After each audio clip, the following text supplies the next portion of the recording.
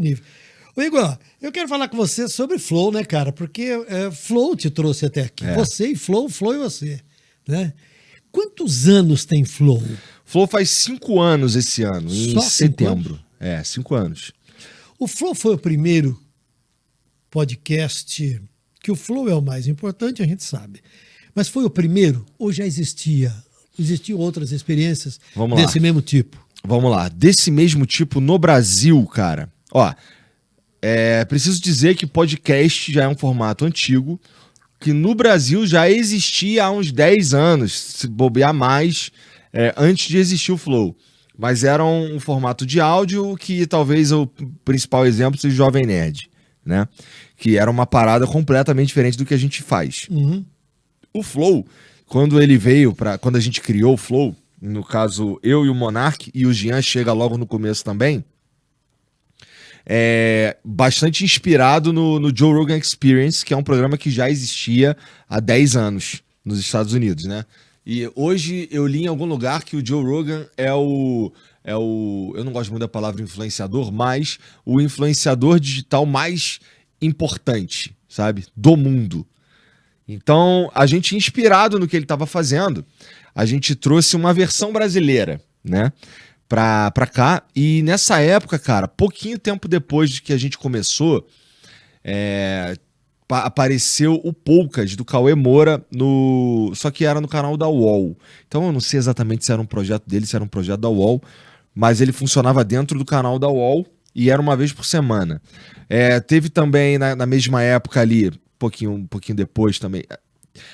Dizer que a gente foi o primeiro é sacanagem, porque é meio que empate técnico, sabe? Ali no começo teve o Poucas, teve o Sistema Solari, do Felipe Solari, se eu não me engano. Acho que começou mais ou menos na mesma época. E se eu não me engano, eu acho que começou também... Porque eu fui descobrir depois que talvez esses caras tenham começado na mesma época. Porque né, quando a gente surge, eu não sabia que eles estavam aí. E o Di Lopes, com o podcast. Só que o Di Lopes parou, o Poucas acabou... E eu confesso que eu não sei como tá o Felipe Solari lá no Sistema Solari, que eu já participei do programa dele, participei do programa do Di Lopes também. Mas a gente meio que a gente foi desmatando isso daí sozinho. E o projeto, e o Flow, cara, ele lutou contra tudo por 2 anos e meio, cara. Inclusive dificuldades de grana mesmo. Que no começo... Quando você fala contra tudo, quer dizer tudo? O que é cara, tudo? Ó, ninguém acreditava que ia dar certo. Todo mundo que eu conversava falava, cara, isso aí num podcast não dá dinheiro. Uma hora vai acabar os convidados.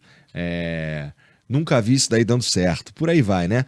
Tu lembra? Não sei se você chegou a ouvir isso, mas todo ano era o ano do podcast. Não, esse é o ano do podcast, 2018. 2019, esse é o ano do podcast. 2020, esse é o ano do podcast. E em 2020 eles acertaram, porque 2020 o Flow virou, a pandemia meio que deixou todo mundo em casa, então as atenções meio que acabaram indo para aquilo ali. E foi quando a gente conseguiu, inclusive, pagar o nosso primeiro aluguel. Quer dizer, com o dinheiro do projeto, sim, né? Porque até então a gente tirava do nosso bolso mesmo para bancar tudo, para bancar... que a gente surge, na verdade, lá em Curitiba, cara. Num quartinho de hóspede que tinha na casa do Monark. A gente mudou a sala lá, penduramos umas paradas, botamos uma TV, uma mesa e tal. As cadeiras a gente foi comprar no Santos Clube. Trouxemos tudo, a gente que montou tudo, a gente que fez tudo. E o problema era que a gente não tinha referência. E não tinha equipamento viável no Brasil também.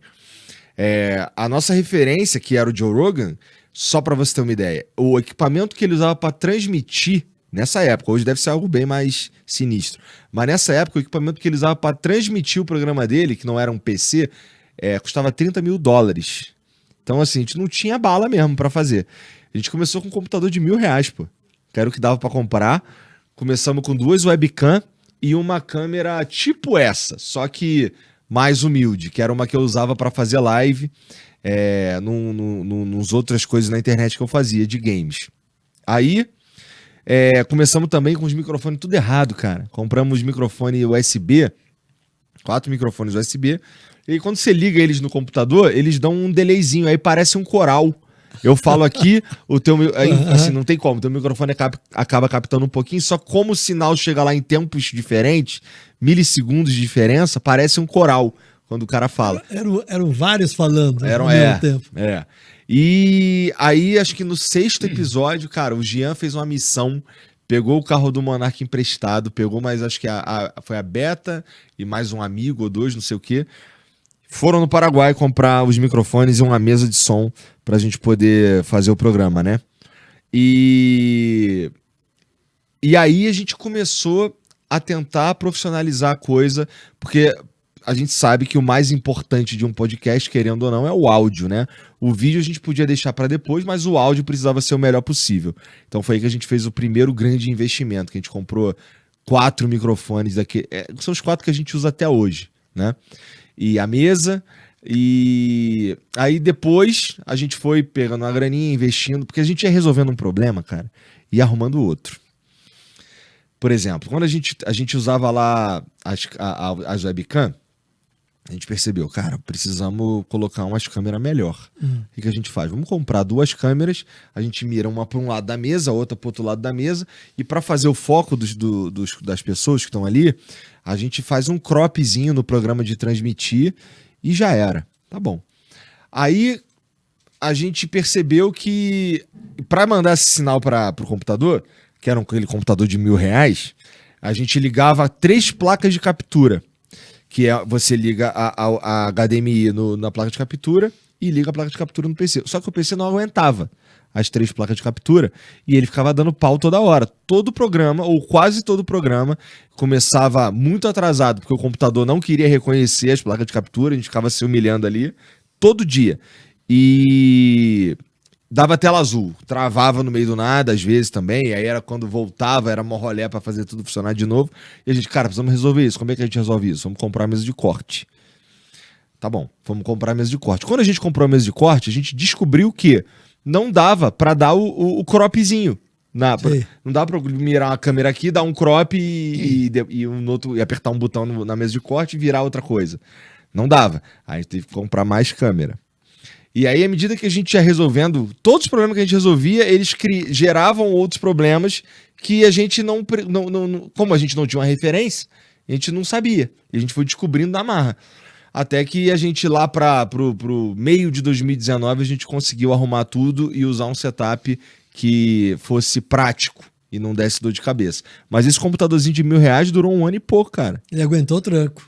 Teve que aguentar. Possível. Não tinha grana pra comprar outro, então ele tinha que aguentar. Então